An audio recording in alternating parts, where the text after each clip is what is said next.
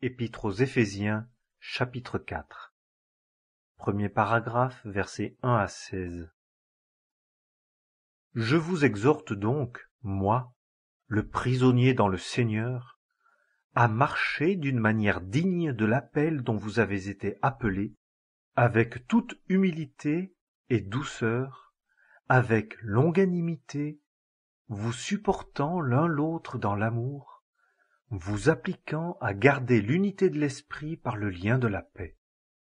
Il y a un seul corps et un seul esprit, comme aussi vous avez été appelés pour une seule espérance de votre appel. Il y a un seul Seigneur, une seule foi, un seul baptême.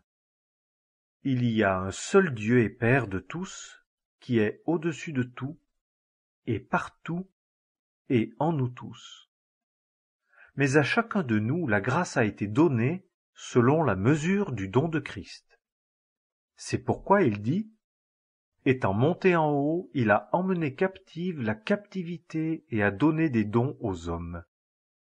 Or, qu'il soit monté, qu'est-ce? Sinon qu'il est aussi descendu dans les parties inférieures de la terre. Celui qui est descendu est le même que celui qui est aussi monté au-dessus de tous les cieux, afin qu'il remplit toutes choses.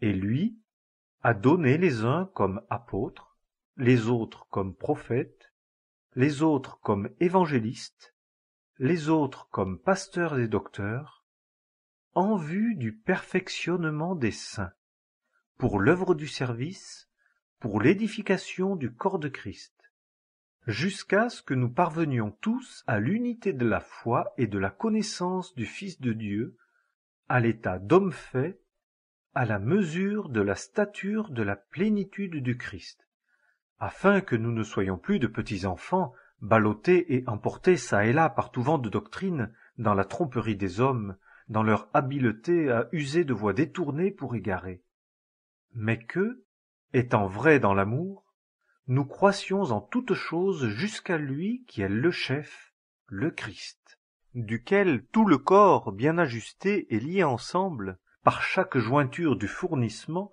produit, selon l'opération de chaque partie dans sa mesure, l'accroissement du corps pour l'édification de lui-même en amour.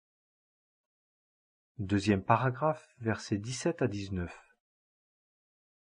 Voici donc ce que je dis et témoigne dans le Seigneur, c'est que vous ne marchiez plus comme le reste des nations marchent, dans la vanité de leurs pensées, ayant leur entendement obscurci, étant étrangers à la vie de Dieu, à cause de l'ignorance qui est en eux, à cause de l'endurcissement de leur cœur, et qui, ayant perdu tout sentiment moral, se sont livrés à la débauche, pour pratiquer avidement toute impureté.